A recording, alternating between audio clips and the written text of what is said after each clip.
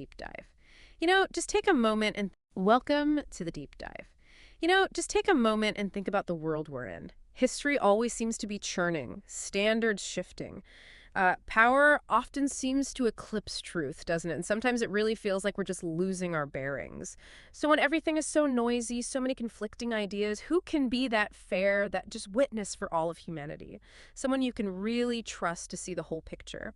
Now, for those of you maybe familiar with the term wasat, what we're exploring today, well, it goes quite a bit deeper than the usual takes. This deep dive looks at a really profound concept from our source material titled Kunk Wichang Un Unkwitse Is. That translates roughly to the middle nation, the station of guidance and witnessing. And our mission today is basically to unpack what the middle nation really means and the huge significance of its role as a witness, at least according to these sources. We'll explore what being middle actually signifies here, why it's such a heavy responsibility, and crucially, how it connects back to you. And just a little hint, the definition of middle we're talking about, probably not what you're assuming. It's much more than just being between 2 points. Okay, let's get into it. Yeah, it's interesting because the sources jump right in by tackling that exact question you raised, who judges when things feel so unstable?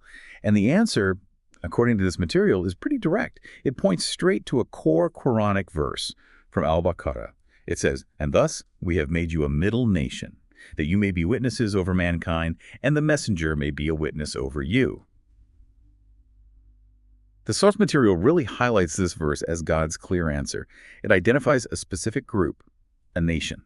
Okay, so let me see if I've got this straight. It's a nation chosen, put in this position of guidance, balance, and they're entrusted with this sacred duty of witnessing over everyone else. Exactly. Wow, so it's presented as like the ultimate reference point for truth, member of justice on earth. That's a massive vision. It really is. Yeah. And the source material goes further. It paints this incredibly powerful scene envisioned for the day of judgment, just to emphasize this role.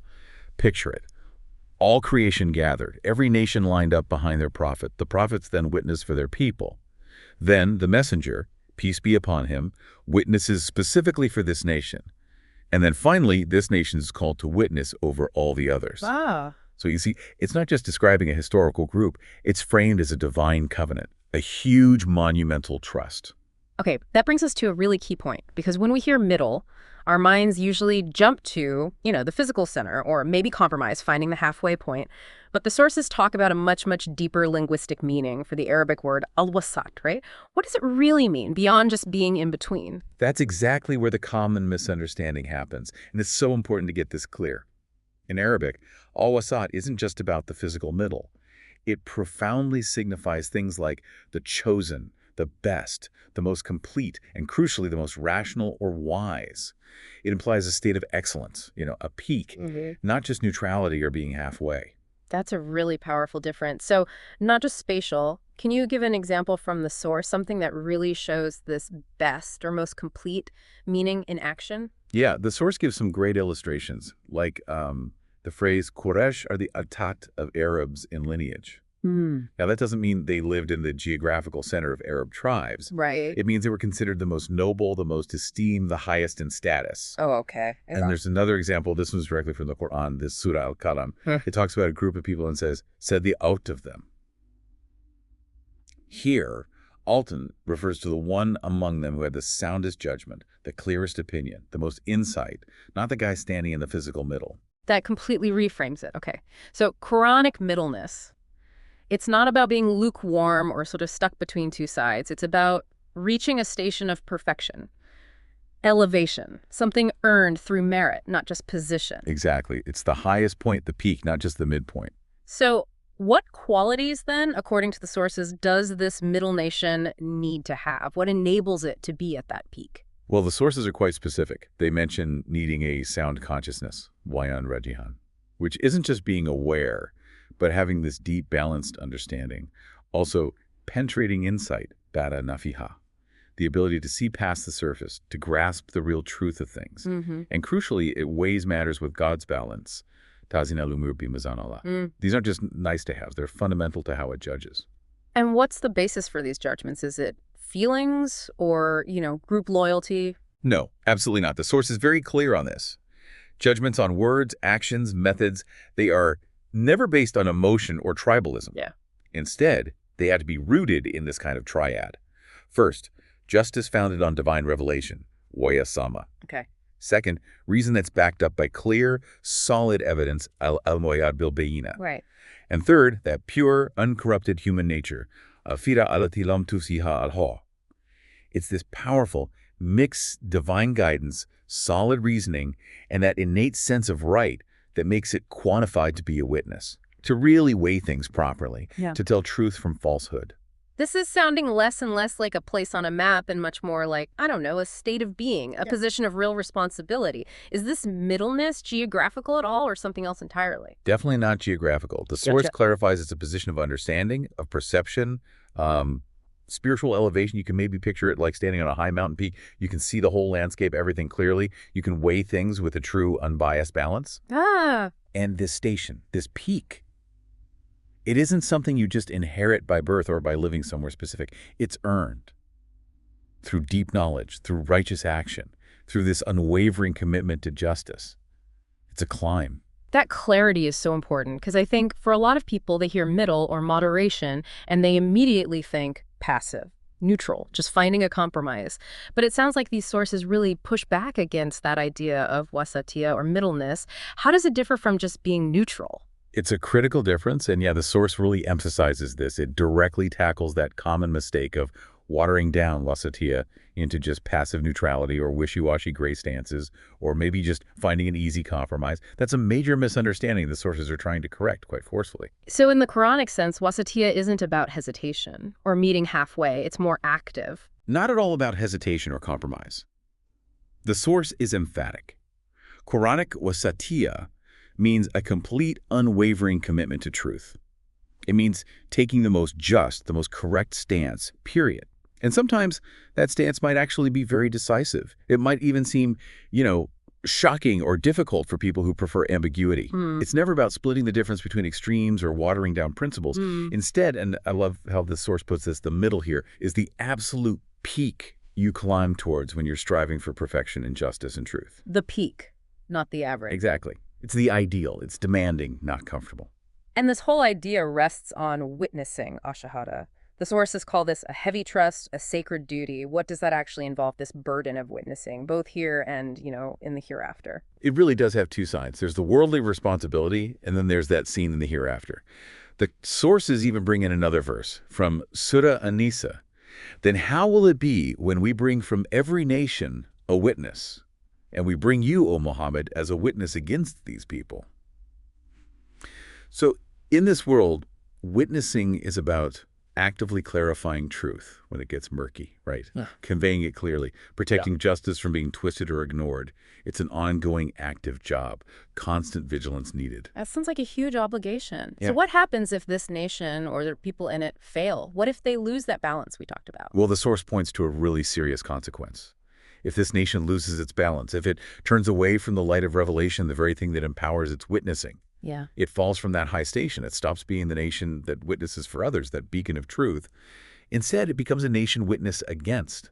It essentially loses its unique role, its credibility as that reference point for humanity. It's not just losing honor, it's forfeiting its whole purpose. Wow. Okay.